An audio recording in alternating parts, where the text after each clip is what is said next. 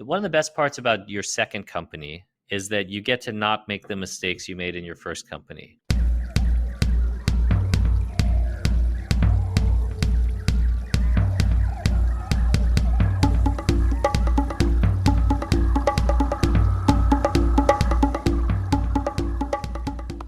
Hello, hello, hello. Welcome back to the Wild Business Growth Podcast. This is your place to hear from a new entrepreneur every single Wednesday morning who's turning wild ideas into wild growth. I'm your host, Max Branstetter, founder and podcast producer at MaxPodcasting. And you can email me at max@maxpodcasting.com to save time with your high-quality podcast.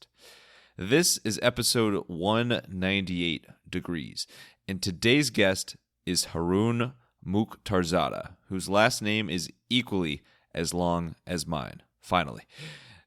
He was the co-founder and CEO of Webs.com, formerly known as FreeWebs, a popular website creation platform that racked up millions and millions of users and eventually sold to Vistaprint for over $100 million. And now he is the co-founder and CEO of Truebill. Truebill, the super hot personal finance app that literally saves you money, helps you out with those subscriptions that maybe you shouldn't be subscribed to anymore. And him and his brothers and the team at Truebill have turned the thing to millions and millions of members once again. And once again, he has sold the business to rocket companies this time for $1.3 billion. I feel like Dr. Evil saying these. It's just, wow, how braggadocious. In this episode, we talk everything from starting those companies, creating them, and building them with his brothers. So, of course, family business, Y Combinator, working in feedback at many points along the way of building out your product or service, and some magical and musical, which is a very difficult tongue twister, tips on entrepreneurship and creativity and inspiration from the man Haroon himself. It is Haroon M. Enjoy the show.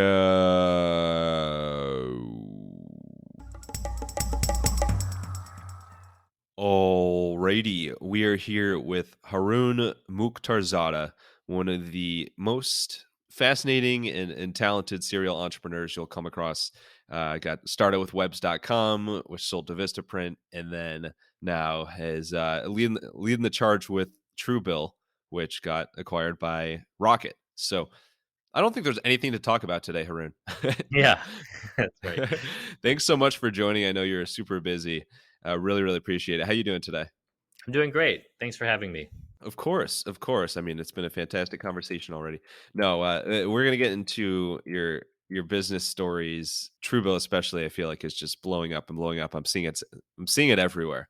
Before that, so you got your start at Harvard Law School, which all my guests are the same. No, I'm just kidding. Which obviously is very highly acclaimed. Was obviously an important part of your life. But you ended up not going the law route. So when you first started at Harvard Law, what did you think that you'd be doing in the legal space? Yeah, it's an interesting story there. Look, I think there's a lot of people who are just kind of born entrepreneurs. I have 3 kids. One of them is, and she's 10 and she's already got Shopify sites up selling slime, and I was that kid, right? So I have four siblings. I was the one that was like super entrepreneurial at a young age. I had a lawn mowing business. I had a snow shoveling business. I had a magic show business. Yeah, I sort of always kind of was attracted to entrepreneurship. But when I was in undergrad, I did an econ major and was trying to figure out what to do next. A lot of people told me, look, business school, you're going to need several years of experience, of which I had 0. And so I thought, I can't apply to business school. And so a friend of mine said, hey, I'm taking the LSAT. I might apply to law school. What do you think? I was like, okay, I'll do that with you. So I took the LSAT. I did all right. And so I just applied to Harvard. And I was like, if I get in there, then I'll go. Otherwise, I'll do something else. And when I got in, it kind of made the decision easy. But I had started my first company, FreeWebs, later called Webs.com, right at the tail end of my undergrad. And then I deferred that law school for a year, was working on the company. And so in law school, I had a company. And so I was doing that on the side while kind of getting my law degree. And it was kind of by the end of it, I realized like I cannot do these two things. And we just had to make a choice. I had started the company with my brothers. So we made a choice to kind of go all in on the company. Yeah, and all in you have gone. But I have to stop you right there. You mentioned a magic business. What type? First of all, what is a magic business? I did magic shows at birthday parties and stuff like that. Oh, Yeah, so me and my friends just like learned card tricks and other tricks, and then we would go to birthday parties and perform. that is the most magical type of business to be in. That's right. On that note, what is I know it's kind of hard orally, verbally to demonstrate it, but what was your favorite type of magic trick to do? There was a cool trick where you'd make a dollar bill float in the air. And for those listening right now, Haroon has several dollar bills floating above his head. It's magical. Yeah, they just floated around me for after that forever. Basically, they follow me around. Some people say follow the money. Well, I guess that's what I guess that's what they say in The Wire. If you follow the money, then you're going to get to Yeah, figure that's out the right. crime. That's right. Slightly different your story, but so you have the magic business, and then at some point you got into the web design or webs.com business, Yeah. web creation business, we'll call it. So this, like we could have done this entire interview on that because that's like an incredible story on its own. But where did you start getting interested in the website company space? Yeah, so the way these things work is just, stuff kind of comes your way and they pique your interest. So I did an internship at a marketing firm, and it was very early days of website building, and so I was an intern building websites for companies, and I was getting paid $10 an hour, and then they would sell these websites for thousands of dollars at the time. And I was like, wow, there's like a big gap here, and there's like there's all of these companies, all of these people are going to need websites, and there should be some way where people aren't going to have to pay thousands of dollars. And so that's kind of what sparked the idea. And so then we said, like, what if we put up something where people could build their own websites instead of like starting a company? I think this is a really important point because it's like I'm really interested in scalable stuff. And so scalable is the easiest way to think about it is like, can you make money in your sleep via that company or not? So like if you're a surgeon, you can't make money in your sleep. You have to like go and be the surgeon and do the surgery. Or if you're like a massage therapist, you're in the service business, you can't do that. A scalable business means you can build something and then it can scale beyond you and it can kind of make money without you physically doing the work. So in this case, we went from people asking us to make websites for them to what if we build a platform where people can make websites for themselves and they can pay us, or we can find some way to make money off that. And that's how Free Webs was born. Free webs. And at what point did you change it from free webs to webs?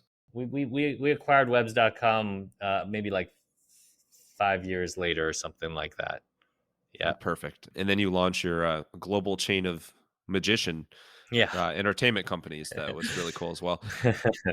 So pretty early on, you had that insight for scalable businesses. Yeah. Just right there, what's a quick tip you can share for thinking of your business as more of the scalability sort? It's the same amount of work, right? Like it's not like you work less if you have a services business versus like if your business is like not scalable versus scalable, it's still the same amount of work. Like, and so if you're gonna do the same amount of work, then and you want to maximize the outcome, then you would kind of optimize around, well, what's the thing that could feasibly have the largest outcome, and by definition, that's got to be something that is scalable. Yeah, I've never heard that before. It is the same amount of work. And people always say like there's only so many hours in the day. So if you can be more if you could be Yeah. more thoughtful and thinking bigger, like the time's going to go by And regardless. this is why entrepreneurs are entrepreneurs. One of the things, a trait of an entrepreneur is they can't stand the idea of someone else getting the value of their work that they're doing. Like they don't like that idea. Like if I'm building value, I want to get that value. Like I don't know if that's just a selfish trait or what, but that's like you'll find that across many entrepreneurs, and so that plays in there as well. Some might say selfish, some might say business savvy. I think Yeah, sure. yeah, those work, but it's an important that kind of like hunger and drive. There is no doubt you see in lots of entrepreneurs. Not that you know anything about entrepreneurship. But it's about optimizing. It's fundamentally about just like optimizing your time, right? It's like, okay, well, my time is really the only true resource that I have control over. initially, especially like we grew up on like the free and reduced lunch programs. My parents are immigrants from Afghanistan and Turkey. When you're there, the only thing you have at that kind of point is just your time. And so again, it's like you have a specific amount of time. You can put it toward things that'll make you a salary, or you can put it toward things that could make you much more than that. So how did the acquisition go down? So Vistaprint, obviously anybody who's familiar with Vistaprint, like everybody's familiar with Vistaprint. It's such a massive company. They do so many different things. Shout out my business cards, but like they they do so many things beyond that. Yeah. How did this start coming to fruition? Yeah, I mean, look, Vistaprint's a great company, really focused on helping small businesses market themselves. And they have their Vistaprint, right? So a lot of print solutions. You can get everything from t-shirts, business cards, mugs, everything from them. But they were sort of weaker on the digital side. And so we became their digital division, whereas like websites and Facebook pages and other things like that, marketing, digital marketing tools. And so they reached out to us at the beginning of 2011 and said, "Hey, would you be interested in conversations?" We said, "Yeah, we would." Then they sort of went away and said, Actually, we're not interested." But then we went and started having conversations with other people because they had reached out to us. And so we sort of got to a point where there was several other parties that were interested in our business. At the point, we'd gotten to about 10 million in revenue. We had, tens of millions of free websites, and then, several 100,000 paying websites. We were getting close to a final deal, and we just sort of reached back out to Vistaprint and said, "Hey, like, I know you're not interested, but just want to let you know, like, we're getting close to a final deal here. Let us know if you're interested." And they came back and they said, "Actually, we've sort of shifted strategy, and digital is really important to us now, and we are interested." And so they ended up being kind of the deal that we liked the most, and they offered, close to $120 million for the business. That's awesome. You put the Vista in Vistaprint. No, no, no. The digital side of it. What is something you learned from that process of acquisition? I think in both processes, I learned like it really helps to have your documents in order before you get into an acquisition, because they're going to ask and look at everything. And so the more you just kind of like have it ready, the more it can really help that process. That's one lesson. I think the second lesson is that like it really is important to try to get more than one offer, because until you have that, you have like no negotiating leverage at all. But the second there's multiple offers on the table, you have like a fallback. When you have a fallback scenario, you can be much more aggressive on the negotiation side, right? Because you already have like a fallback and you're not actually bluffing. That was great. And then the third thing was it helps to actually, your reputation really matters. So when someone's paying 100 million or $1 billion for your company or things like that, they're going to research who you are as a person, and they're going to back channel. They're not going to call your references. They're going to back channel and find people that knows this person, and they're not going to say like, is he a competent person? They're going to be like, what kind of human being are we dealing with?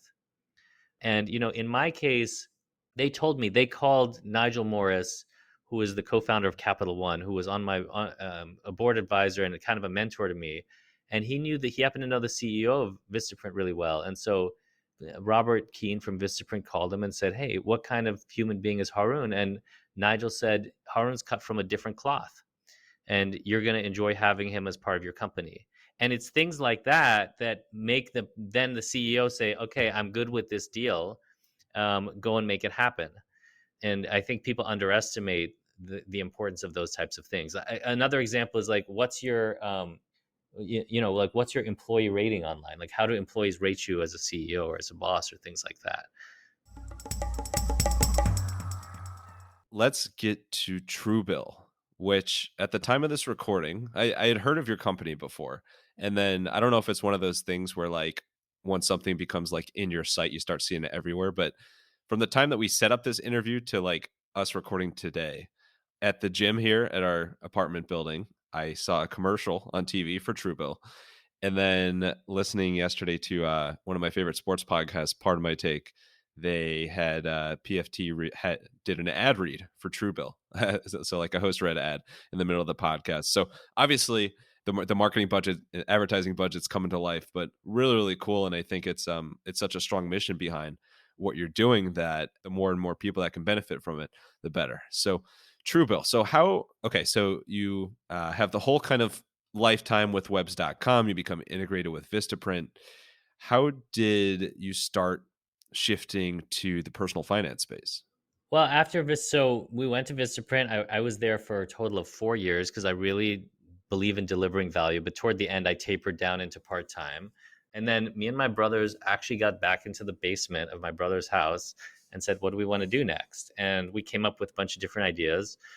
And again, this was something that like personally, like kind of touched me. I found it really frustrating to keep track of my subscriptions, and I couldn't find an app that would do this for me, or a website or anything. There was Mint back then; they didn't have this feature, and I was like, "This is silly. Like, you should be able to just connect your bank accounts and stuff, and just have something tell you what the heck are you signed up for." That seems like something that needs to exist. And so we had no business model, we had no business plan. We just sort of did that for ourselves. We looked and we saw we were all paying for stuff, and that we didn't want to be paying for. In my case, I found that I was paying $40 a month for a security system on the house that I'd already moved out of, like, a year earlier. Then we built something and we shared it with our friends, and they liked it too. And we're like, okay, seems like this is something that should exist in the world. Let's go and like put it out there and see what happens. That's how it started. Yeah, and that strikes a nerve. Like that subscriptions piece, I think is something anybody can relate to. Like now, like for me, just I know, like as I've started my podcast production business, like there's certain things that I'm paying for that like I want to use eventually, like different marketing services and companies that I'm paying subscription to that I want to use eventually, and I will. But like fast forward, I'm like, oh my God, it's been 2 years and I'm paying this company every month and I haven't done anything with them yet. And it's crazy how quick that happens. And I got friend shout out Spence. I got a friend who moved to a different city and was like still paying for his old gym. Yeah. Like clearly you're not going to use that. So it's a very, very common problem. And I think it's a very clever and unique way that you've approached that. And that's just part of the app. But so that's really, really cool. Like you mentioned you didn't have a business you didn't have a business model to go off of. You didn't have a business plan. What were the first steps you took to start bringing Truebill to reality? So we built it because me and my brothers are technologists and I'm sort of a product person and stuff. And so another one's actually more like sales marketing. And so we put something up and we launched it on a site called Product Hunt, which just posts like new products, and it got a lot of upvotes, which meant okay, there was some interest in the market. And then we ended up applying to Y Combinator, which is a tech incubator. It's the top one in the country. And when we got in, it was like the Harvard Law thing where it's like, if we don't get in, we might not do this, but because we got in, we're like, that's probably worth doing. And so we moved the company to San Francisco, launched it, and they have something called Demo Day after the program where investors come. And so we raised about $2 million from angel investors, and got the company off the ground. Clearly you are like the best in the world at applying to things between Harvard Law and, and Y And like, Combinator. yeah, right. When you just apply to something like, yeah, we'll see what happens. And then, oh, okay, that might change my life. That's awesome. So I've definitely heard lots of great and also horror stories about the famous Y Combinator demo day. How was your experience on that side of things? Yeah, I mean, it was great. It was great to have a community of other entrepreneurs. It wasn't our first rodeo, so it was a little less useful for us. Like some of the basics, like we already knew, but they bring people there. It's kind of it's like a stamp of approval. Like no one ever got fired for investing in a YC company. No one ever got fired for like investing in a Harvard Law grad. Like certain things, kind of just they're there just for like the credibility. When we were fundraising as a YC company, it's like one more stamp of approval. When we're going to press as a YC company and trying to get TechCrunch or other people to cover us, it's just like easier to be like, oh, okay, they're like YC backed, like there's already been a vetting process. And so that was useful. And then they bring the investors to you. So closing the seed round was useful, and it was at a higher valuation. It was a $10 million valuation for just our seed round before we had a few users, but like no revenue. It's not bad. Do you recommend companies that apply to Y Combinator? Do you recommend like they have barely any revenue and users at that point, or you think it helps to be a little bit further down the line? Yeah, I would recommend they're not too far ahead because Y Combinator is getting a reasonable chunk of the company for not that much money, and so you're paying kind of a hefty price. And so if you're very far along, you just don't need that. You might as well just go raise from venture and have a higher valuation and get a better price for it. I think the sweet spot is more of that early stage. Speaking of early stage, so there's In the personal finance space, or just in like the finance app space, Yeah. there's millions of finance apps out there. So like Yeah. in the early days of Truebill, how did you set the script, I guess we'll call it, to stand out and break through the finance clutter?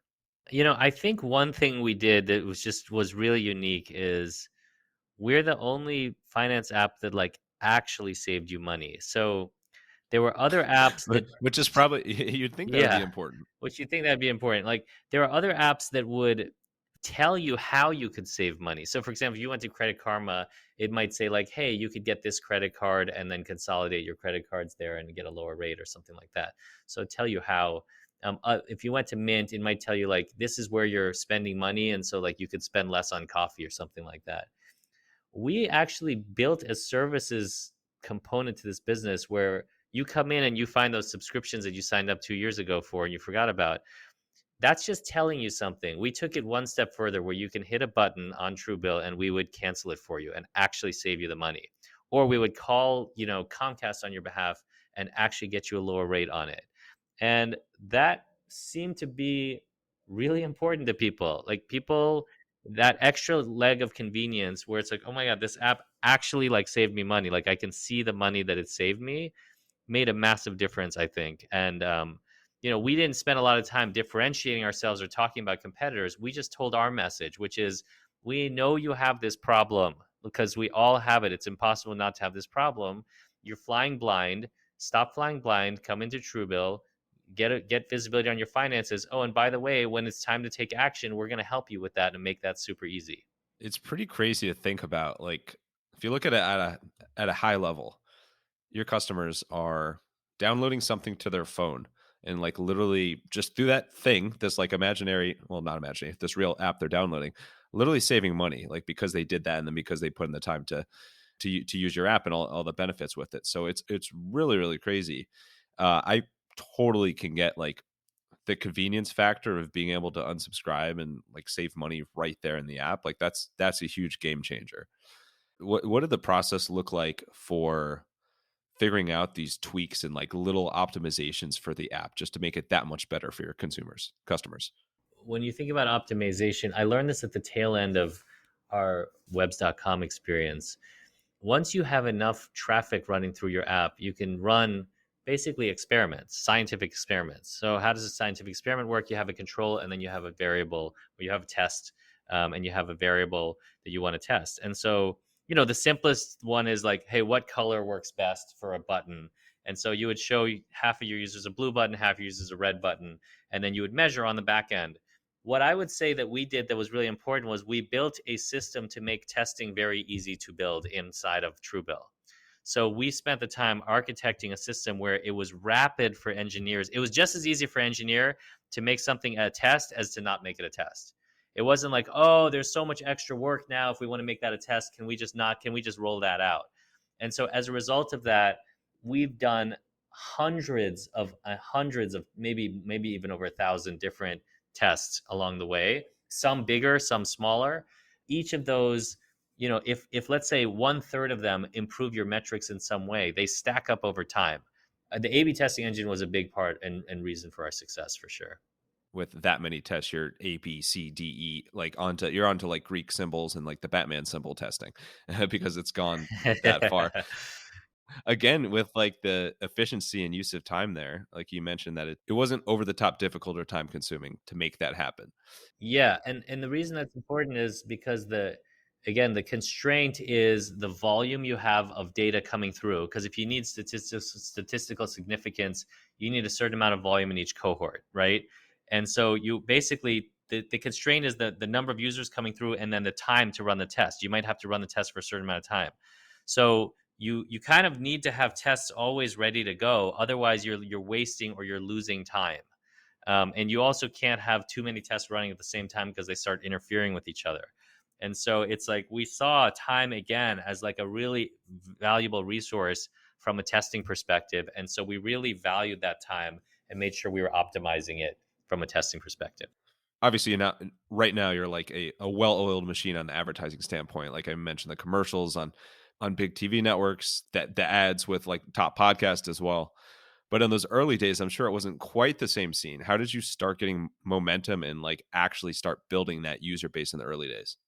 Yeah, I mean, early days it was a little bit more PR based and organic based. So we got some good TV stories on us, and then we were some people talked about us. There was some word of mouth, but it was slow growing. I mean, it was still kind of fairly slow. And then the App Store, people just searching and finding us and stuff like that. And then we did SEO also. So one thing we did is we went and built pages for how to cancel any subscription. And then on those pages, it would also talk about Truebill and like that you could use Truebill and stuff like that. But the business, look, we went from so the first 2 years we kind of floundered. We couldn't really figure out the business, and then we launched our own subscription model, which is super ironic. And that was in 2018. At that time, we got to about $1 million in revenue when we did our first Series A round, which was a very small $5 million round. We went from 1 million revenue in 2018 to by the end of 2021, 100 million in revenue. Jesus. Well, holy shit. That's super fast. And so that's not going to happen through SEO. It's just not. And the only way something, unless you've got a viral product, and some products are viral, most finance products are not. Robinhood, it was viral, but unless you've got a viral product, that means the only other way to do it is through marketing. And so many people think of marketing as like you don't want to spend too much on marketing because that takes away from the business or whatever. We took the opposite approach. The goal was how do we spend as much on marketing as possible? But what we did is we had a very tight equation that said, look, we know how much a user is worth. We know how much we're willing to pay for a user that does certain things. And so marketing, you're allowed to pay this much for a user that does these things. Your goal is to spend as much as possible. And so because they had a very good feedback loop, so they knew whether things were within their range.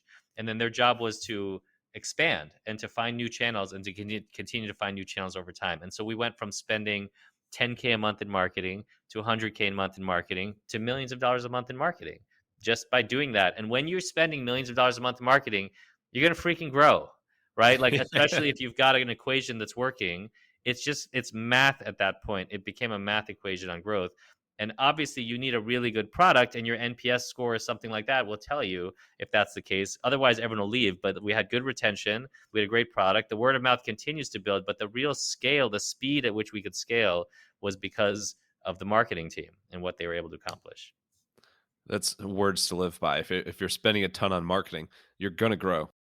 If you're doing it right, I would say that I think some people can blow money Oh, on marketing also. But if you're doing it right, yeah. very true. Spending a ton on bad marketing would not be the recipe for success.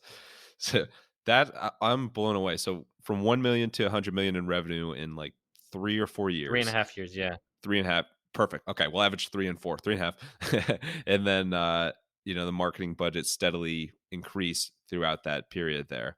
If you were to ignore the marketing side of thing, what else during that time frame was instrumental to your growth as a company? I think that focusing on what matters was really important. I think one of the best parts about your second company is that you get to not make the mistakes you made in your first company. And in our first company, we went on a lot of wild goose chases. Like there's just so many shiny objects out there, and we didn't have the maturity to just stay focused and say, no, we're going to focus on this. And at Truebill, there was a lot of pull to go and do other things, like banking and Chime and all of those things were happening. We're like, should we be building checking accounts? And then there was like investments, like Robinhood. Should we be going and like offering investment products? And so you start looking at all these other companies and what they're doing, and it's very hard to say, well, we're just going to continue doing what we're doing, and we're going to continue to do that well, and we're going to focus on things that matter to our users, our customers, or to our metrics. And just being really, really diligent about like just doing things that we thought would fall into those buckets really, really helped.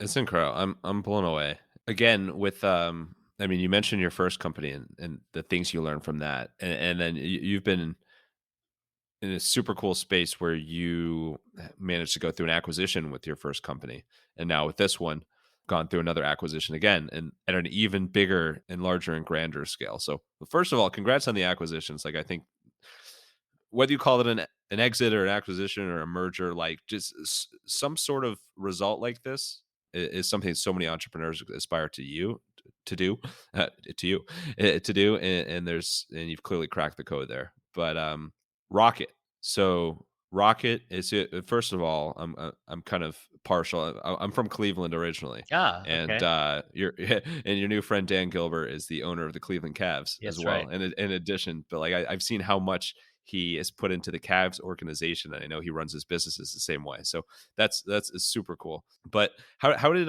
Rocket start appearing in your sites, or vice versa, in the Yeah, I first mean, place? it was a similar thing. They actually approached us. They had a call with us and said, "Look, we've got this really great mortgage business. We've got a couple other businesses we've been building, and we're really interested in thinking of a way to tie all of this together and to be something bigger and something broader for our customers that really lets them think about all of their finances together." And it was very much in line with our vision of kind of a broad financial life platform for people.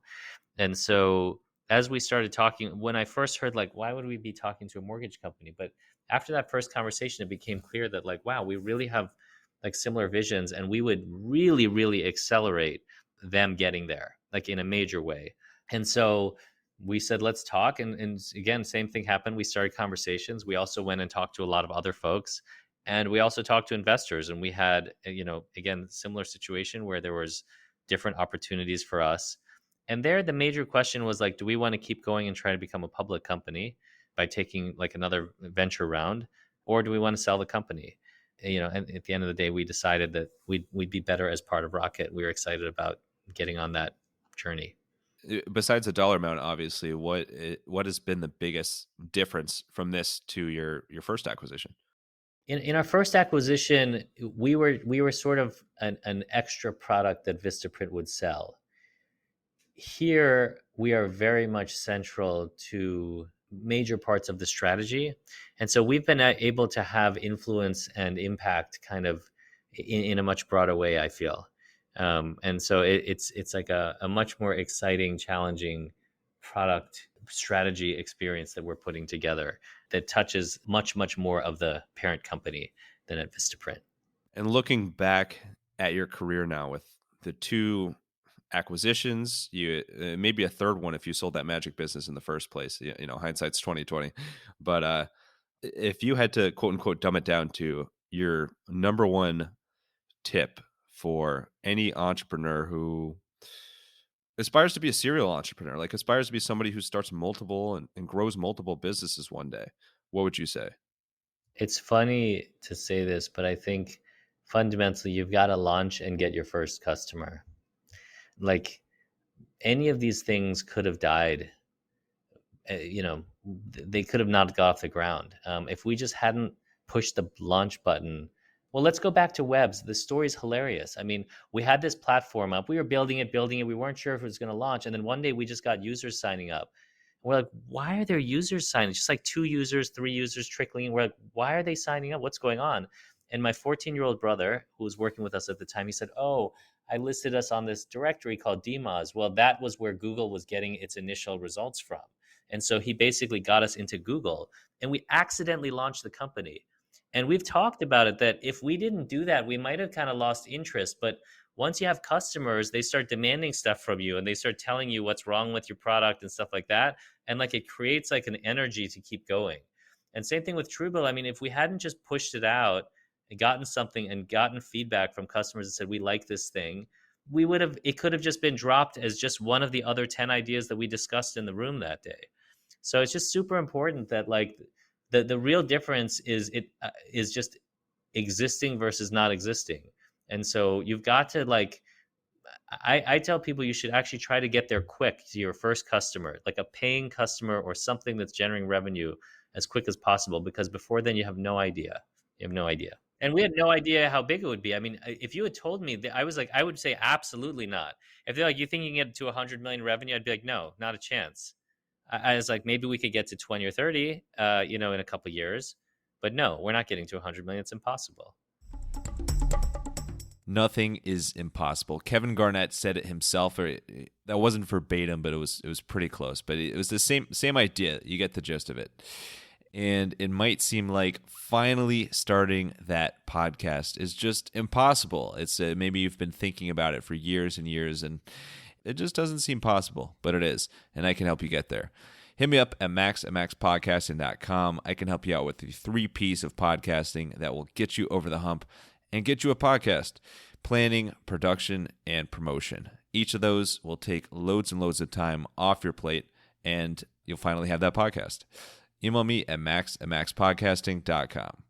Now, let's switch it up and hear another tune or two or three from Haroon. So let's switch gears a little bit. Let's get to a segment on inspiration and creativity. So this is kind of more you as a person and as an entrepreneur, how you stay creative, who's inspired you.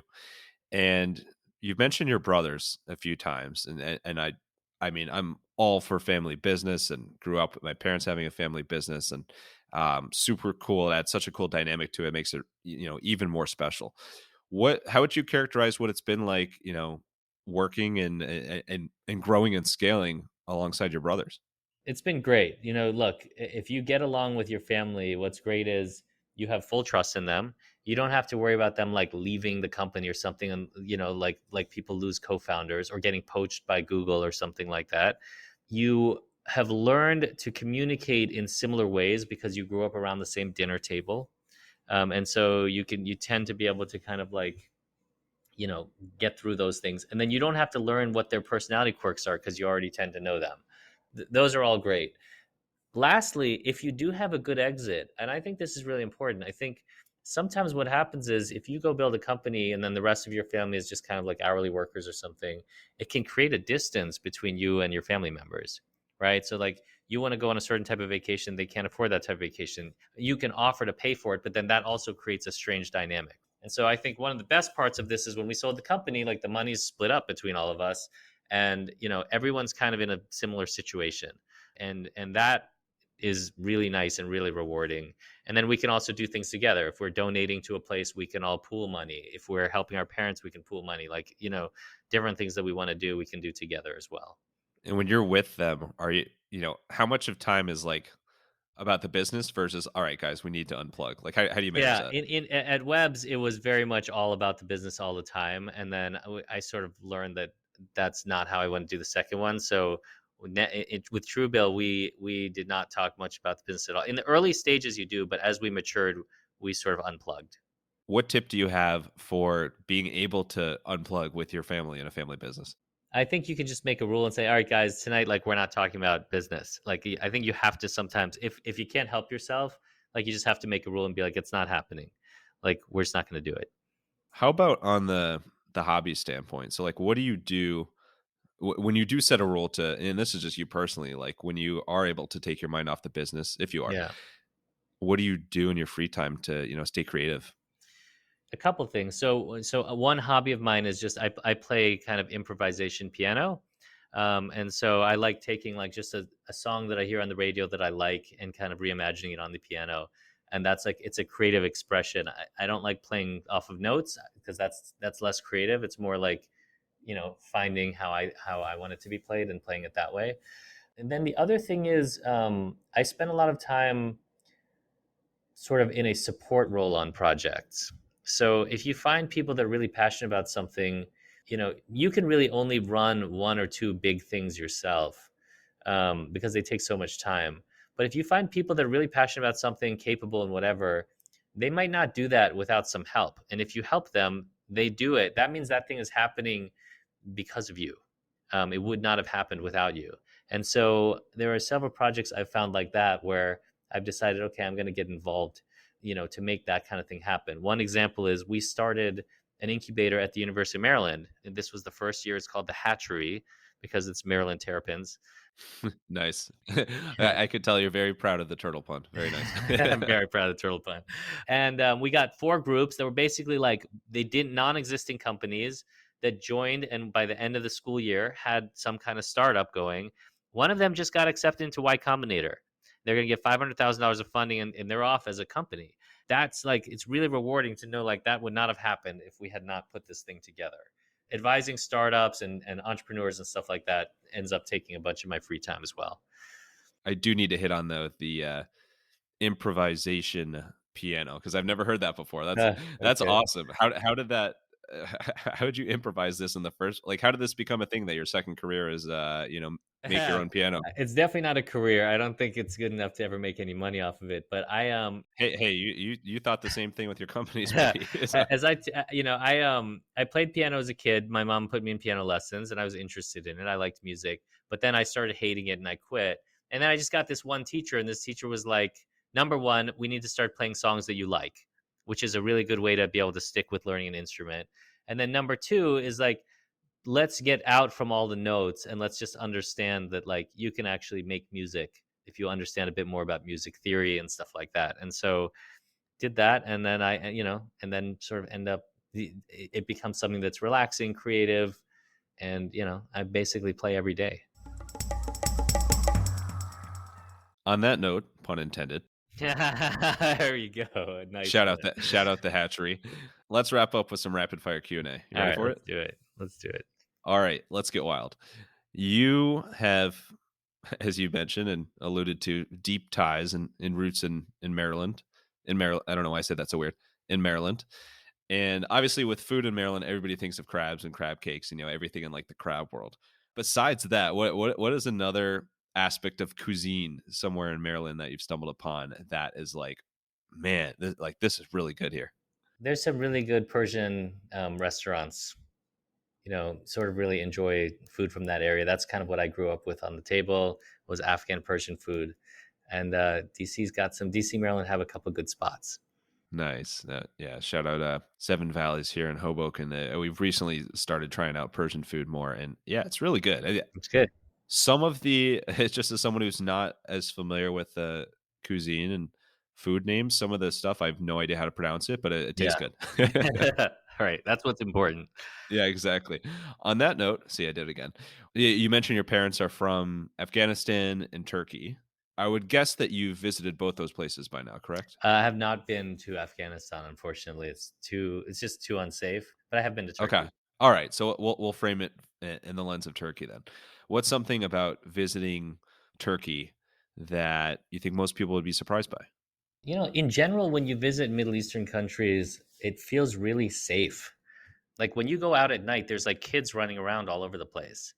And no one's worried like my kid's going to get kidnapped or something like that. It's almost as if like they never got the memo that kidnapping is a thing or something. And so like it just feels really good to just like when you start seeing that around you, it's like the opposite of seeing everybody wearing masks, right? You see everyone wearing masks, you're like, oh crap, we're in a pandemic. You go there, everyone's just like out and about, and like it's late at night and people are just like laughing and walking around and stuff, and just creates a different vibe that I haven't I've found much more difficult time to experience in the U.S., particularly in the D.C. area. My friend Matali, at the time of this recording earlier this summer, went on a trip to Turkey. And I was just looking at all the Instagram stories, and like they went all out. They did, they woke up at like the crack of dawn to do like the hot air Hot balloon air thing. balloons, yeah, Cappadocia. It just looked like so cool and like such a cool place to visit. So that's awesome. You have family ties there. What is in addition to improvisation piano, American Idol piano, what is a weird talent or party trick you have? Something that you're really, really good at, but like it has no impact on your job. It could be like a memory trick or like something, like something. Yeah, well, okay, we'll go there then. I think card tricks. Like Ah, I think, yeah, I've got a couple really good card tricks. awesome. Cool. Well, we'll have to do a round two where it's all card. It's like an aerial video of your card tricks. There But we go. and then last one, who was your biggest inspiration of all time as a magician? Oh, well, at the time it was David Copperfield for sure. Yeah, that was the one that I watched growing up. Absolutely. Perfect. Well, we will Houdini out of this conversation. Thank you so much, Haroon, for coming on the podcast, for sharing your story, your amazing business tips, and for all you do. Thanks for spreading your magical wand in all your different businesses. But where is the best place for people, one, to download and try out Truebill, and then two, just if they want to connect with you personally on social media? Yeah, Truebill, just go to the App Store on Android or iOS and try it out. It's free to use, or you can choose to pay. We make it an option to pay, and you can even choose how much you want to pay. It's all optional. And then you can follow me. I'm just at Haroon on Twitter. And so, you can, if someone wants to DM me there as well or something like that, that's fine. Perfect. That's awesome. You locked up that Twitter handle too. I always think when somebody's got just the first name, that's amazing. That's right. And then last thing, final thoughts. It could be a quote, a magic trick, whatever you want. Send us home here. Play us off on your piano, metaphorically. Final thoughts. Stage is yours. Take us home. Yeah, I would say that if you're really an entrepreneur on the inside, you're not going to be happy unless you're an entrepreneur on the outside. Life is really about having your insides match your outsides, and when that's not happening. Like, you will know. You feel it like every day in your bones. And so, and that's fundamentally what being integrity with yourself is. And so I would spend some time regularly thinking about how much are my insides matching my outsides, and you'll get yourself to good places. Entrepreneurship, it makes you happy. And lots of other things as well. Haroon, speaking to me on the insides and the outsides. Thank you so much, Haroon, for sharing your incredible business journey and food advice and music and magic tricks and music tricks and magic tips and everything in between. And thank you, wild listeners, for tuning in to another episode. If you want to hear more wild stories like this one, make sure to follow the Wild Business Growth Podcast on your favorite app and tell a friend about the podcast. And then go Google or Yelp or whatever you do for food. Look through some fantastic Persian restaurants in the DMV area with them while you're listening and listening to this podcast. You can also find us on Good Pods, where there are fantastic podcast recommendations. And for any help with podcast production, you can learn more at MaxPodcasting.com. Until next time, let your business run wild. Bring on the bongos!